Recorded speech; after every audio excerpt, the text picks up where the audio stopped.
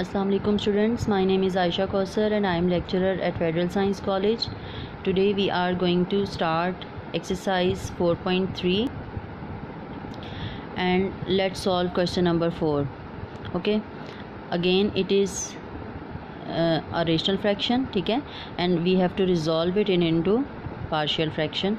First we have to check the degree of numerator and degree of denominator to find the fraction is either proper or improper. Okay, now what is the degree of numerator? The highest power of x is 1 here, and what is the degree of denominator? X square and x will have x3. Okay, so degree of numerator is less than degree of denominator, so the fraction is proper fraction. ठीक है, और proper fraction के लिए आपको divide करने की ज़रूरत नहीं होती, आप इसको सिंपली आगे फर्दर सॉल्व करते हैं. Let the partial fractions are. अच्छा, अब देखें यहाँ पर ये वो टाइप है आपकी in which the D X consist of quadratic factor. Okay, you can see that there is a factor which is linear factor x plus 3 and there is a factor x square plus 1 that is not reducible to the linear factor. अगर ये x square minus 1 होता तो हम इसको reduce कर सकते थे. ठीक है, और ये repeating factor भी इसलिए नहीं है कि ऊपर square नहीं है, square आपका x के ऊपर है और x square के साथ कोई numbers add या subtract हो रहे हैं. ठीक है, तो this factor will be called quadratic factor. ठीक है, now it is the third type of rational fraction in which dx consists of quadratic factor. Okay, and that is irreducible to the linear factor. ठीक है, और ये reduce नहीं हो सकता linear factor में, so that's why we say this a quadratic factor and irreducible. और इसके बाद जब आपके पास irreducible factor आए तब आपने partial fractions किस तरह से बनानी है. लीनियर फैक्टर के ऊपर तो आपके पास एक ही वेरिएबल होता है जिसे आप लेट कर लेते हैं. ठीक है, 4.1 से यही सिस्टम चलता आ रहा है. ठीक, और इसके बाद जब आपके पास क्वाड्रेटिक फैक्टर आ गया तब थोड़ा सा स्लाइटली चेंज है कि आप यहाँ पर दो वेरिएबल्स को इंट्रोड्यूस करवाएंगे. ठीक है, लीनियर फैक्टर्स के ऊपर एक एक वेरिएबल. अगर यहाँ पर एक और लीनियर फैक्टर भी होता, लेट्स से कि यहाँ पर x + 2 या x - 2 होता, तो मैं यहाँ पर x - 2 के ऊपर एक b लिख देती, फिर उसके बाद यहाँ क्वाड्रेटिक फैक्टर की तरफ आती. क्वाड्रेटिक फैक्टर में क्या है कि हमारे पास दो वेरिएबल एट अ टाइम लिखने हैं आपने न्यूमरेटर में. ठीक है, तो इसको किस तरीके से लिखेंगे? bx + c. ठीक है, एक x के साथ वेरिएबल और एक x के बगैर आपने ऐसे ही लिखना है. ठीक है, जब आपके पास x² + 1 या x² + 2 + 4 या इस तरीके से जो भी फैक्टर्स आएँ जो कि क्वाड्रेटिक फैक्टर्स होंगे, ठीक है, और उनको आप लीनियर फैक्टर में ट्रांसफॉर्म भी नहीं कर सकते होंगे, तब आप उसके ऊपर इस तरीके से वेरिएबल्स को लिखेंगे, उसका न्यूमरेटर इस तरीके से बनाएंगे. ठीक है, जहाँ पे दो वेरिएबल्स आएंगे और एक के साथ x आएगा और एक सिंपल रहेगा. तो मैंने यहाँ पे bx + c. अच्छा, b और c ही क्यों लिए? क्योंकि a हम यहाँ पे यूज़ कर चुके हैं, तो दोबारा आप a यहाँ यूज़ नहीं कर सकते. ठीक है, अगेन सारा वही प्रोसेस होगा कि आप इक्वेशन 1 को थ्रू आउट सारे उसके एलसीएम से मल्टीप्लाई कर दें. तो आफ्टर कैंसिलेशन यहाँ क्या बच गया? 9x - 7. अच्छा, यहाँ पर a है और यहाँ पर b है, तो a के साथ क्या बचेगा? x + 3 से x + 3 कैंसिल, क्या बच गया? x² + 1. और यहाँ पर हमारे पास क्या बचा? x² + 1 से x² + 1 कैंसिल. अच्छा, यहाँ देखें मुझसे स्किप हो गया है, bx + c था. ठीक है, तो bx + c के साथ मल्टीप्लाई क्या होगा? x + 3. This is our equation number 2. फिर आप फर्दर इसे एक्सपेंड करेंगे. एक्सपेंड अभी कर लेते हैं क्योंकि बाद में फिर हमें करना पड़ेगा. ax² + a. अच्छा, अब bx को देखें एक बार, x से मल्टीप्लाई करें, क्या आ जाएगा? ये bx². फिर bx को मल्टीप्लाई करें 3 के साथ, ब्रैकेट्स है ना दोनों, हर एलिमेंट हर एक के साथ मल्टीप्लाई होगा, तो यहाँ पर क्या आ जाएगा? 3bx.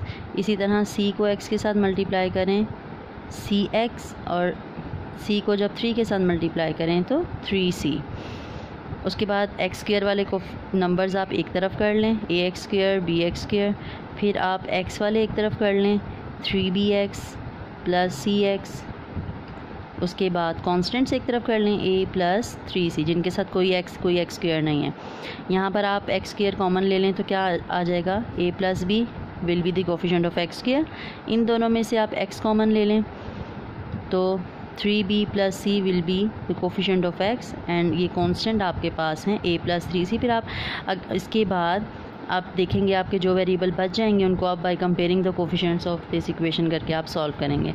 This is equation number 3। Okay students, I have told you कि आपने जो भी लीनियर फैक्टर होता है इसको इक्वल टू 0 पुट करके एक वेरिएबल की वैल्यू फाइंड आउट कर लेनी होती है। जितने भी लीनियर फैक्टर्स हों उनको इक्वल टू 0 पुट करें और आप उतने ही आपके पास कुछ वेरिएबल्स की वैल्यू आती जाएगी, ठीक है। अब जहाँ जहाँ x था वहाँ वहाँ मैंने 3 पुट कर दिया इन इक्वेशन 2। अब इसको सिंप्लीफाई कर लेते हैं, ठीक है।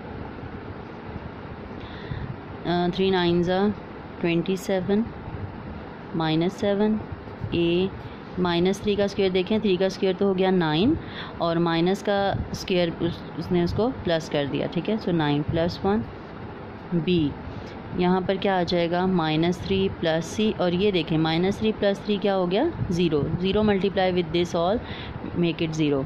-27 -7 वी विल गेट -34, a 9 + 1 आ गया हमारे पास 10 और ये सारा हो गया 0, तो b भी 0 हो गया।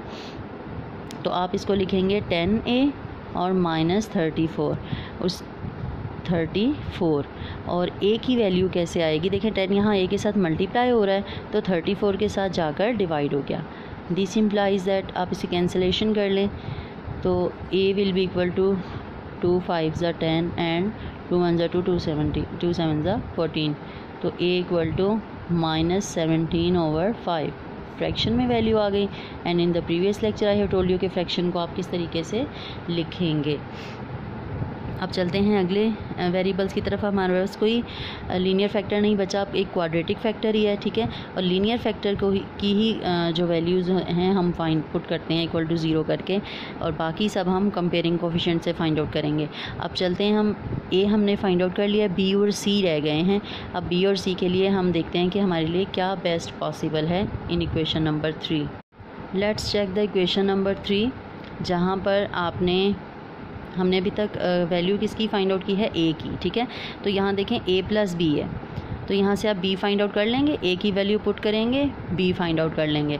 यानी कि एक तो आपने लिखना है comparing coefficient of x square, तो लेफ़्ट हैंड साइड पे देखें एक्स स्क्वायर कोई नहीं है, तो लेफ़्ट हैंड पे एक्स स्क्वायर का कोफिशिएंट 0 और राइट हैंड पे आ गया a + b। अब जो नेक्स्ट फाइंड आउट करना है दैट इज़ c। अब c आप दो जगह से फाइंड आउट कर सकते हैं, देखें कंपेयरिंग कोफिशिएंट ऑफ x से भी लेफ़्ट हैंड साइड पे 9 है और राइट हैंड साइड पे 3b + c है। यहाँ पे आप जो b की वैल्यू यहाँ से निकालेंगे वो यहाँ पुट करेंगे b की जगह, और c की वैल्यू आप फाइंड आउट कर लेंगे। अदरवाइज़ सेकंड ऑप्शन आपके पास क्या है, c की वैल्यू फाइंड आउट करने के लिए कि a जो ऑलरेडी फाइंड आउट किया हुआ है उसकी वैल्यू पुट करें और c आ जाएगा आपके पास। लेफ़्ट हैंड साइड पे -7 है, राइट हैंड साइड पे a + c है। इसके लिए आप लिखेंगे कंपेयरिंग कॉन्स्टेंट्स, ठीक है। लेकिन मैं कंपेयरिंग कोफिशिएंट ऑफ x करूँगी और x स्क्वायर करना चाहूँगी। आप इस तरीके से भी कर सकते हैं, कंपेयरिंग कांस्टेंट भी कर सकते हैं टू फाइंड c, ठीक है। लेकिन b के लिए आप सिर्फ यही ले सकते हैं। क्यों b के लिए आप ये क्यों नहीं ले सकते, यहाँ पे भी b है, क्योंकि b भी नहीं मालूम अभी तक और c भी नहीं मालूम, दोनों अननोन है। कोई एक वैल्यू हमारे पास ऐसी होनी चाहिए जो हमें मालूम हो, तो इसलिए comparing coefficient of x square ही एक ऑप्शन है टू फाइंड b, और c के लिए हमारे पास 2 ऑप्शंस हैं जिसमें से जो भी आपको सूटेबल हो आप वो कर सकते हैं। तो मेरे पास एक वैल्यू क्या बन जाएगी, comparing coefficient of x square 0 = a + b, और कंपेयरिंग कोफिशिएंट ऑफ x क्या बन जाएगी 9 = 3b + c। Now let's solve this. What is the value of a which we have find? -17/5 and plus b। b की value find out करने के लिए सारी value 0 के उस तरफ ले जाएं तो ये क्या हो जाएगा, प्लस हो जाएगा। तो b will be equal to +17/5, ठीक है। ये आपके पास आ गई b की वैल्यू। Now what we have to do, we have to find c। अच्छा, ये मैंने क्या किया था, comparing coefficient of x square लिया था अभी पीछे हमने जो डिस्कस किया है। फिर उसके बाद comparing coefficient of x, left hand side पे 9 और राइट हैंड साइड पे 3b + c। b अब हम फाइंड आउट कर चुके हैं, दैट इज़ 17/5, ठीक है, प्लस c। 17 को 3 से मल्टीप्लाई करें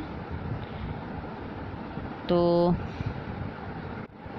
17 को 3 से मल्टीप्लाई करें 51 आ गया, 51/5। अब c की वैल्यू फाइंड आउट करनी है तो ये सारी वैल्यू 51/5 वहाँ 9 के पास जाके क्या हो जाएगी, माइनस में हो जाएगी। एलसीएम ले लें, एलसीएम हमारे पास क्या आ गया, 5 एंड 5 9 45 माइनस 51। तो इससे हमारे पास c की वैल्यू क्या आ गई, -6/5। अब इसके बाद हमने a, b और c की वैल्यूज़ फाइंड आउट कर ली। We have to put it in equation number 1 and we will get the partial fractions. After finding the values of a, b and c, put values of a, b and c in equation number 1। जो हमने सबसे पहले equation number 1 late की थी वहाँ पे आपने a, bx plus c values put कर ली। इसके बाद आपने इसको जस्ट सिंप्लीफाई करना है। आई हैव टोल्ड यू कि आपने न्यूमरेटर ऊपर लिखना है एंड डिनोमिनेटर को आप नीचे ले आते हैं। Denominator is 5, so x + 3। यहाँ पर देखें अब दो फ्रैक्शंस जो हैं वो ऐड हो रही हैं और दोनों का डिनोमिनेटर सेम है। तो आप यहाँ से क्या करें, 1/5 कॉमन ले लें। देखें 1 ऊपर 5 नीचे, यहाँ पे भी 1 ऊपर 5 नीचे, दोनों का इस तरह से कॉमन आ गया। अंदर बच गया 17x प्लस माइनस 6, ठीक है। उसके बाद न्यूमरेटर में डिनोमिनेटर में आ गया x² + 1। इसको दोबारा आप चेक भी कर लें। देखें 17 को 1 से मल्टीप्लाई करें। यहाँ पे ये समझने कि न्यूमरेटर से 1 कॉमन ले लिया और डिनोमिनेटर से 5 कॉमन ले लिया तो क्या आ गया, 1/5 जो है वो दोनों में कॉमन है, तो आपने इसको कॉमन ले लिया। कॉमन लेने का रीज़न क्या है अभी आपको पता चल जाएगा, x + 3। अच्छा, ऊपर 1 आ गया और नीचे क्या आ गया, 5, ठीक है। और 1 को आप लिखें या ना लिखें एक ही बात है। क्या आ गया, 17x - 6 और नीचे आ गया ये जो 5 था, 5 नीचे आ गया x² + 1। क्योंकि आपने फ्रैक्शन में ऊपर आंसर नहीं लिखना, उसको सिंप्लीफाई करके लिखना है। तो मैंने आपको शॉर्टेस्ट वे और सिंपलेस्ट वे बताया है कि आपके पास न्यूमरेटर सेम है, डिनोमिनेटर सेम है, आप उसे कॉमन ले लें। और ऊपर देखें न्यूमरेटर में 1 है, उसे आपने कॉमन ले लिया तो आपके पास आंसर बच गया 17x - 6। और एट द एंड आप इसको लिखेंगे which are required partial fractions. Okay students, इसके रिमेनिंग क्वेश्चंस आप करें एंड थैंक यू। अल्लाह हाफिज़।